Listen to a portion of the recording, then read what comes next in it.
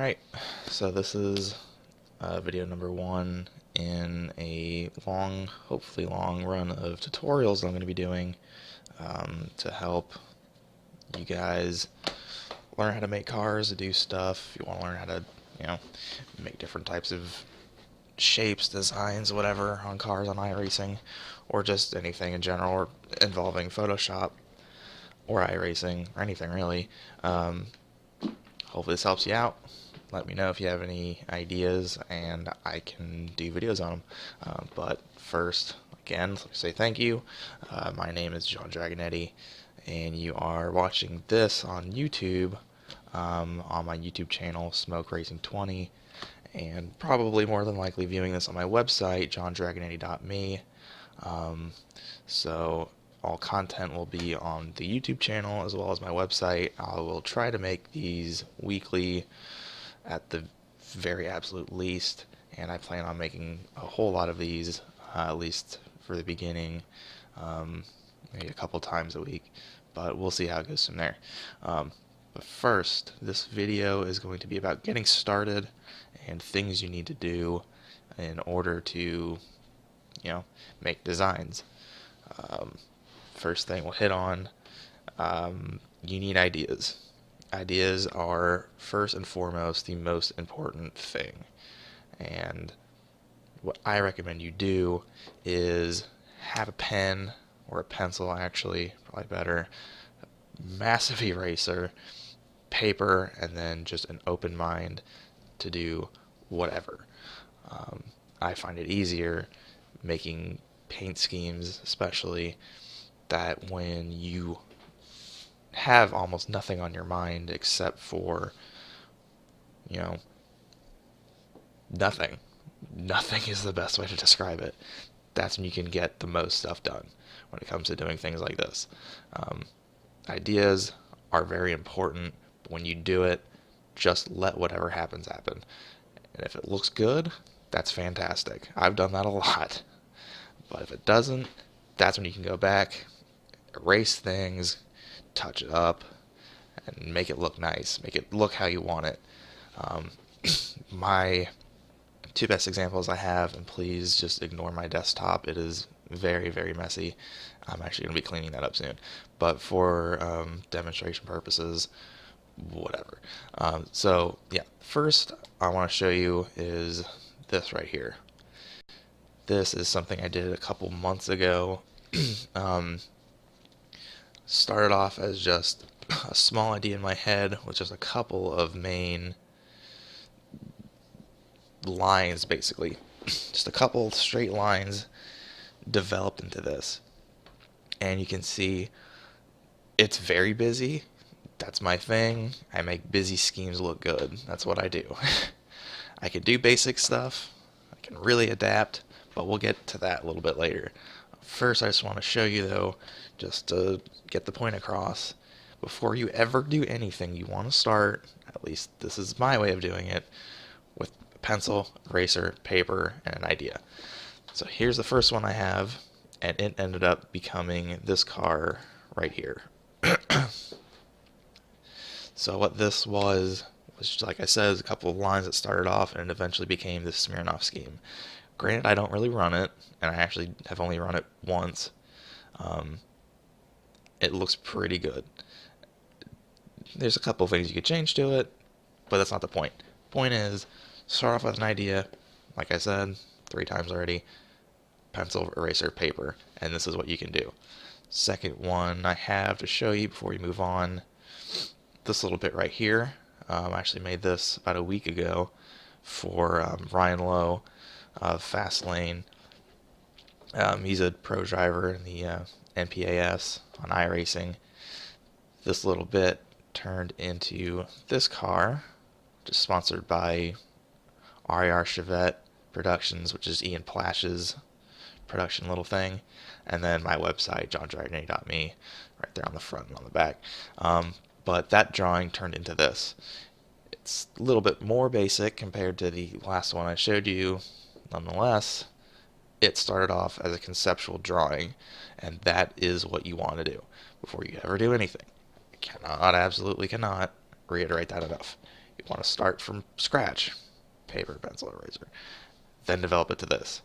Because if you don't have any idea of what you're doing, then you're going to be kind of lost, especially when you're trying to do things like this. So with that being said, go back to my messy desktop. Aside from ideas, now we're going to move on to the next one here. You need Photoshop. Be it a tutorial, anything. Or even if you have it, which is fantastic because this is basically what all my videos are about, doing things on Photoshop. You need Photoshop. I have 64-bit, I know there's 32-bit client out there, and I think there's actually a later version. I use CS6 just because I don't have access to the other one. So this is what I have for now. Photoshop is important. There's a lot of stuff. If you don't know how to use it yet, there's a lot of different things, a lot of different types of filters, edits you can do to your workspace, and then all these tools down here on the left. If you don't know how to use Photoshop, I will be going over those in another video. I think it's actually the next one, I believe. I'll tell you what each one does, and I'll show you very briefly how to use it. And then later on in some other videos, I'll show you in depth how to use each one, especially this guy right here, the pen tool, this gradient tool, and the wand tool. Those are the ones that I use most frequently, aside from the eraser and the selection tool and the brush. Not the point. I'll show you those in the next video, and it'll be really cool, especially when everything starts getting going and we can get more content here. So with that, next thing we need are templates. Gotta have templates to paint on. So you have to have iRacing, of course. It's a no-brainer. So I think it's a little bit different now for some reason since the last build. Paint scheme templates, or car templates I mean, aren't always there from what I've been seeing around the forums. So in order to access what ones you have, go to paint if you have your car up, or a car you want up, and it'll pop up. I think I have every single car now. So if you click on each one, you'll see whatever you have there, and at the very top right, download car templates. So just for the purpose of this, really fast, let me go to Camping World Truck, the Toyota, and we'll go up here to the top right, we'll click download. You can actually download all of them, but like I said, we're just going to, for the purposes of this video, download just the one, and I can't find it, there it is. Download, open with WinRAR. If you don't have WinRAR, it's free, thank you. We'll open that guy up. This is what you need, and we'll real fast touch on it. So when you open it, of course, you have your wire layer. That'll show you all the grid lines for how to go about, laying stuff out, the boundaries of the car itself, and eventually, when we'll get into it later on, how you line things up, say from the rear end to the trunk, or the rear bumper to the rear deck lid, I guess it is on this truck, tail bed, I guess, tailgate, either or the front fender to the nose, or the front fender to the hood. That's, at least on this template, the most often thing you get. So that's what the wire basically shows you. And then you have the mask.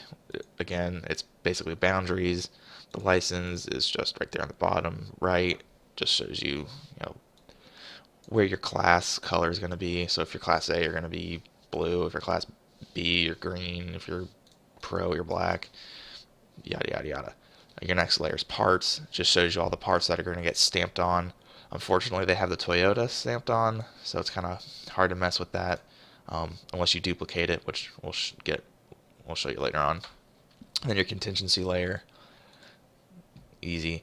But again, I will say, when you do stuff and you're ready to upload it, please make sure you either, well, no, I wouldn't delete. I would hide the red section.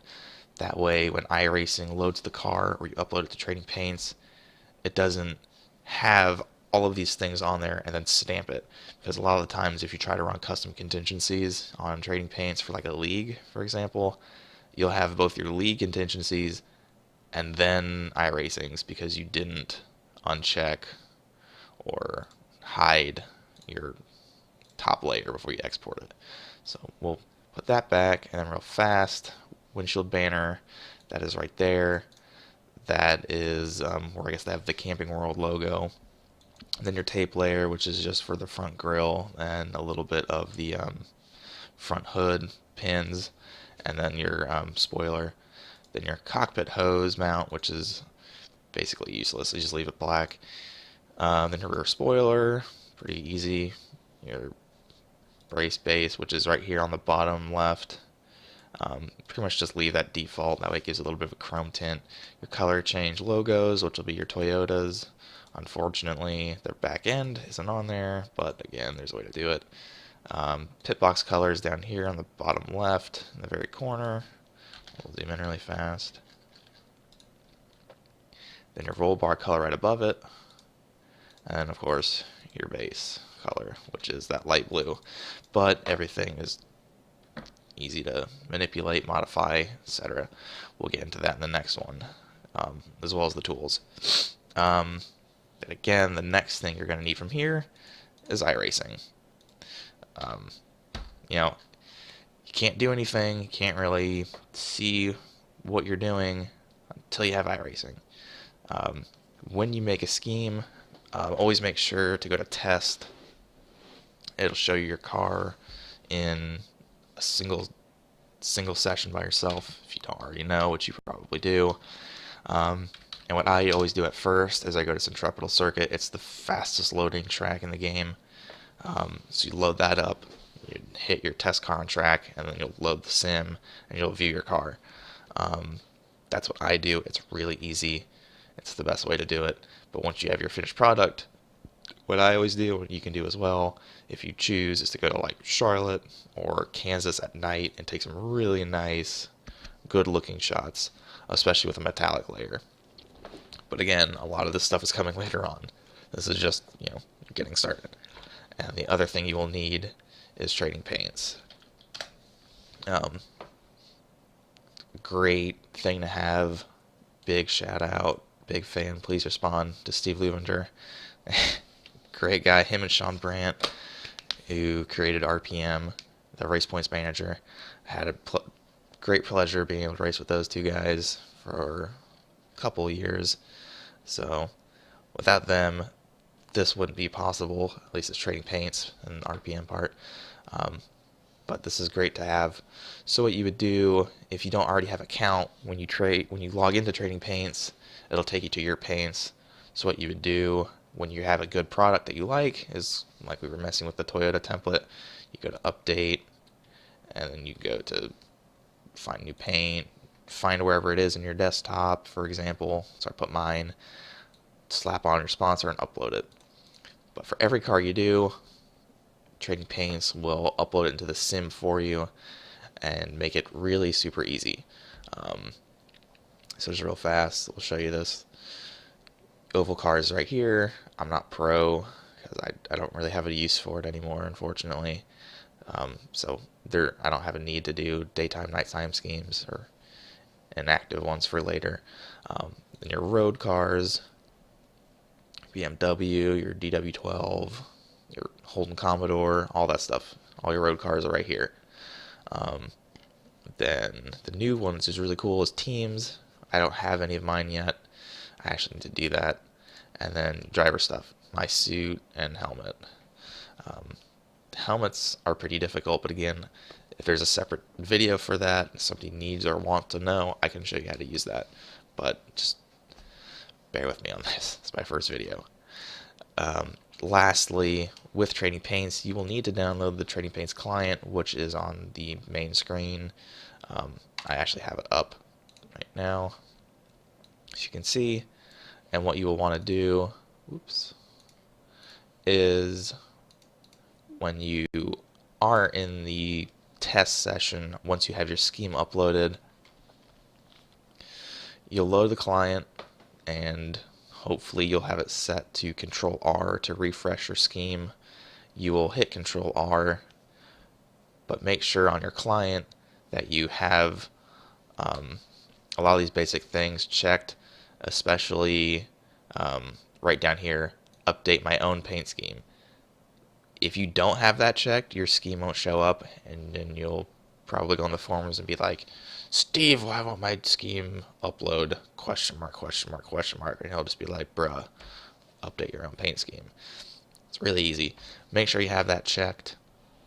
And you can have delete paint after session completes, but that's just kind of optional. I only have it checked just because it saves space, and my hard drive's already full because I make so many things.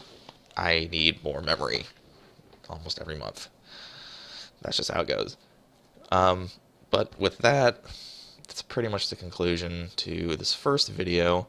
But like I said, I'm going to be making plenty more. Hopefully when it's done, you guys learn a lot. That's my goal for these videos. I'll also have some, video, or not video, I mean text and picture things to go along with this. Maybe not at first, but eventually. We'll start off with this video and see how it goes.